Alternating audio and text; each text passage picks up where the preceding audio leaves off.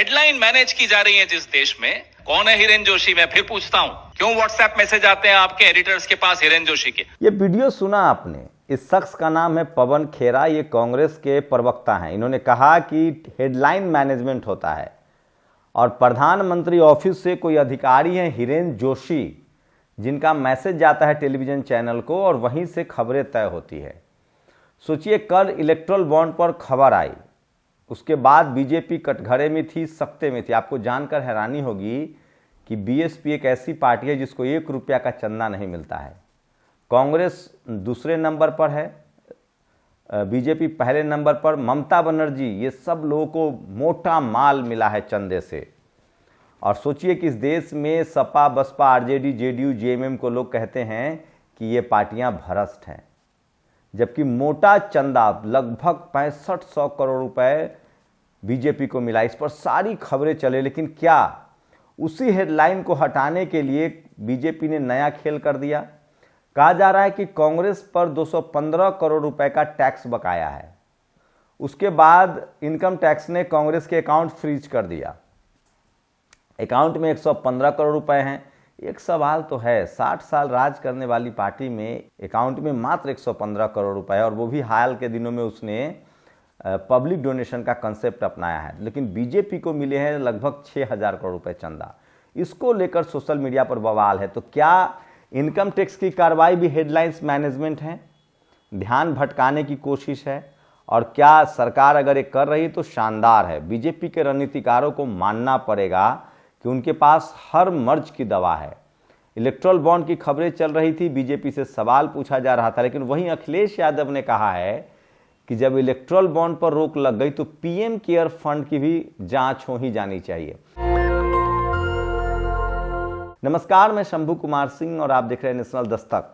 न केहू से दोस्ती, न केहू से बैर, सिर्फ सच और खड़ा खड़ा सच।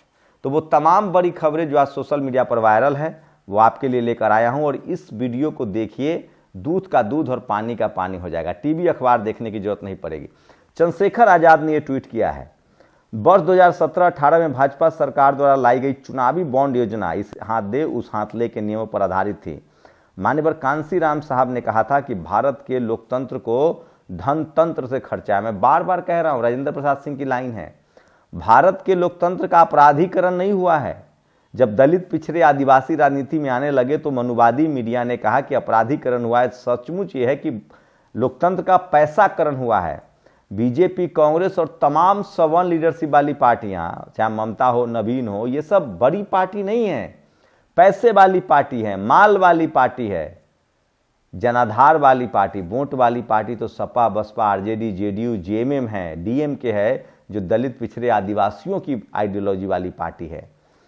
और ये सब पार्टियां जो है सवर्णों की पार्टी, वो धन्ना सेठ की पार्टी। और ये जो पूरी लिस्ट आई है जिसको चंद्रशेखर आजाद ने भी लगाया है, इसमें सोचिए बीजेपी को 6566 करोड़, कांग्रेस को 1123 करोड़, ममता बनर्जी को 1092 करोड़, शरद पवार को 63 करोड़, मात्र किसान नेता हैं, टीआरएस को 383 करोड़, टीडीपी को 146 करोड़, सत्ता में भी नहीं है, ओएसआरसी 382 करोड़, बीजेडी, नवीन पटनायक, मैं कह रहा हूं ना, सवर्णों का बोलबाला है, 774 करोड़, डीएमके मात्र 616 करोड़ जबकि उनकी सरकार है, एसएचएस आप 94 करोड़, जेडीयू को भी 24 करोड़ मात्र, एसपी को 49 करोड़, जेडीएस को 13 करोड़, मैं एक साल का कह रहा था 3 करोड़।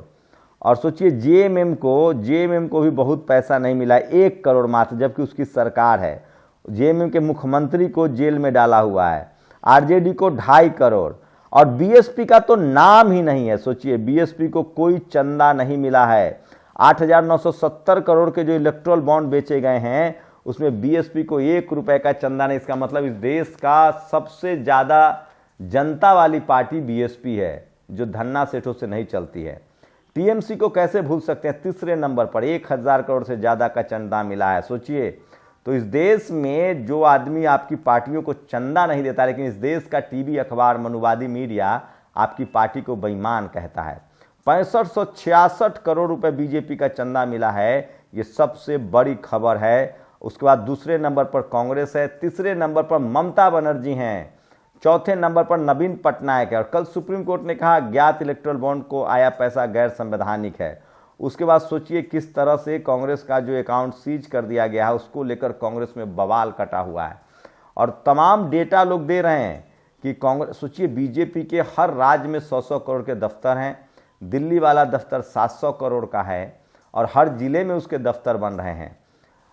ये सीधा मनी लॉन्ड्रिंग का केस बनता है। ब्लैक मनी बीजेपी के खाते में आया है। बीजेपी के पूर्व और आज के अध्यक्ष के ऊपर मुकदमा चलना चाहिए। देश का अब तक का सबसे बड़ा स्कैम बीजेपी ने कर दिखाया। प्रधानमंत्री जी सत्यवचनी श्री राम आपको माफ नहीं करेंगे, मोदी जी इस्तीफा दो, संजय राउत का ये ट्वीट है। तो सोशल मीडिया, सोचिए टीवी अखबार भले न खबर चला रहा हो लेकिन सोशल मीडिया पर बीजेपी से सवाल पूछा जा रहा है। पब्लिक केयर फंड थोड़ी था, पीएम केयर था, पीएम केयर में ही लगा। अब पीएम केयर फंड का भी खुलासा होना चाहिए। अखिलेश यादव का ये ट्वीट जो है आज सोशल मीडिया पर सबसे ज्यादा वायरल है। तो इलेक्ट्रल बॉन्ड की वजह से प्रधानमंत्री मोदी घिर गए हैं। और अपूर्व ने एक ट्वीट किया है इलेक्ट्रल बॉन्ड का पैसा कहां लगाया गया। 2019 के चुनाव अब तक का सबसे महंगा चुनाव था। इस चुनाव में 27,000 करोड़ रुपए खर्च किए गए बीजेपी के द्वारा। मतलब उसने हर वोटर पर 700 रुपए खर्च किए और हर सीट के लिए 100, हर लोकसभा के लिए 100 करोड़। रुको जरा, 20,000 करोड़ केवल प्रचार पर खर्च किए थे, 3,000 करोड़ सोशल मीडिया पर खर्च किए थे, 4,000 करोड़ केवल लॉजिस्टिक पर खर्च किए। अभी खत्म नहीं हुआ है। 2018 के बाद बीजेपी ने 500 बड़े आलीशान ऑफिस बनाए। उसके अध्यक्ष ने कहा था 300 और बन रहे हैं। दिल्ली वाले हेड ऑफिस की कीमत 700 करोड़ रुपए है और राज्यों के हेड ऑफिस औसत 100 करोड़ रुपए है। 2024 का चुनाव खर्च 10 खरब के पार हो सकता है। पिछले चुनाव का 45% बीजेपी ने खर्च किया था। इस बार यह आंकड़ा 50% के पार कर सकता है, यानी 5 खरब रुपए। वो किसके भरोसे पर खर्च करने की सोच रही है? सारे भ्रष्टाचार की जननी चुनाव खर्च है। अगर 2019 चुनाव भारत के वोटर सीट चुनाव था तो 2024 का चुनाव फायर सीट चुनाव होगा, क्योंकि कॉर्पोरेट का काला पैसा पूरे लोकतंत्र को जला देगा। मैं लिखा कम हूं, आप ज्यादा समझते हैं। तो ये इस तरह के ट्वीट्स लिखे जा रहे हैं। सोचिए बीएसपी को 1 रुपए का चंदा नहीं है तो सोचिए बीएसपी क्यों नहीं जनता का काम करेगी। ये सबसे बड़ी खबर है। और सोचिए बीजेपी ने 10 साल में इस देश के हर राज्य में दफ्तर बना लिए, हर जिला में दफ्तर बना रही है। 650 लगभग जिले हैं, 500 दफ्तर हैं उसके ऑलरेडी। और देश के इतिहास में पहली बार ऐसा हुआ है कि एक आदिवासी मुख्यमंत्री को जेल में डाल दिया गया। सोचिए न्यायिक हिरासत में भेजे गए सोरेन, जिस सरकार रहने पर भी 1 करोड़ का चंदा मिला। मैं इसीलिए कह रहा हूं इस देश के 90% SC ST OBC के लोग खीरा चोरी के झूठे आरोप में जेलों में बंद हैं। और 115 करोड़ रुपए का जो कांग्रेस के पास पैसा है उसको खाता सील कर दिया गया है। तो बीजेपी के पास 6500 करोड़ है, कांग्रेस के पास 115 करोड़। हमारे पास पैसे नहीं है। हमारे पास कांग्रेस कर्मचारियों की सैलरी देने के पैसे नहीं है, बिजली भुगतान के पैसे नहीं है। कांग्रेस की हर चीज प्रभावित हो गई है। तो लोग कह रहे हैं कि एक चुनाव नोटबंदी करके जीता गया था, वो कोशिश थी कि तमाम दलों के पैसे को छीन लिया जाए।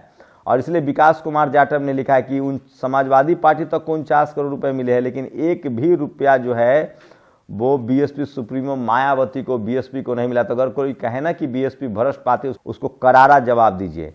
और 3 लाइन का खेल है इलेक्ट्रल बॉन्ड। ये वाला प्रोजेक्ट करवा दीजिए सर, 4000 करोड़ मिलेंगे। तुम्हें क्या, आप जितना बोले ऐसे लेंगे तो कल पकड़े जा सकते हैं, तमाशा होगा। फिर 400 करोड़ का इलेक्ट्रल बॉन्ड खरीद लो, बदले में प्रोजेक्ट तुम्हारा, पार्टी के पैसे का 3-5 कर लेंगे हम।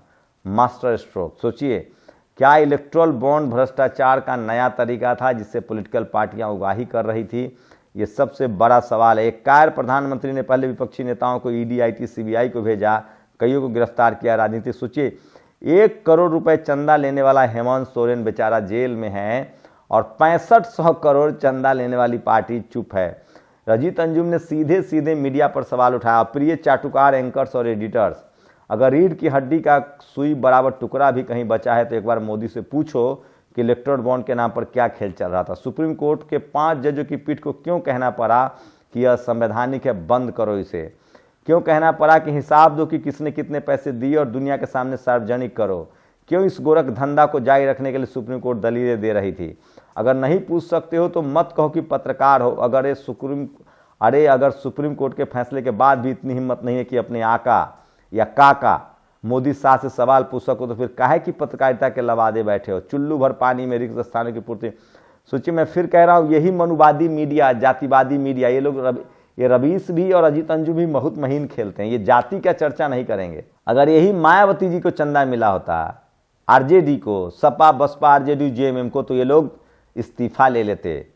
इसलिए मैं कह रहा हूं, अगर आप दलित पिछड़े आदिवासी हैं, किसान अल्पसंख्यक हैं, तो इस देश में आपके लिए अलग कानून है, अलग मीडिया है। कांग्रेस का बैंक अकाउंट फ्रीज कर दो, बगैर चार्जशीट के 4 साल तक लोगों को जेल में रखो, यूएपीए के वाहियात मामले में एक्टिविस्ट और पत्रकारों को जेल में डाल दो, फिर भी निशाने पर मोदी जी हैं। गालियां सिर्फ उनको दी जाती है। इतनी असुरक्षा कहां से लाते हैं साहब, इतनी घबराहट क्यों? अभिषार शर्मा का ये ट्वीट है। तो तमाम वो पत्रकार आज सवाल कर रहे हैं, सोशल मीडिया पर सवाल कर रहे हैं, लेकिन ये सारे सवाल टीवी पर होने चाहिए थे, जो नहीं है। मुझे नहीं पता देश की जनता को कितनी खबर पता चलेगी। दीपक शर्मा, जो लोग कांग्रेसी नहीं है उन्हें जानकर बुरा लग रहा है कि सरकार ने कांग्रेस के सारे बैंक खाते सील कर दिए हैं।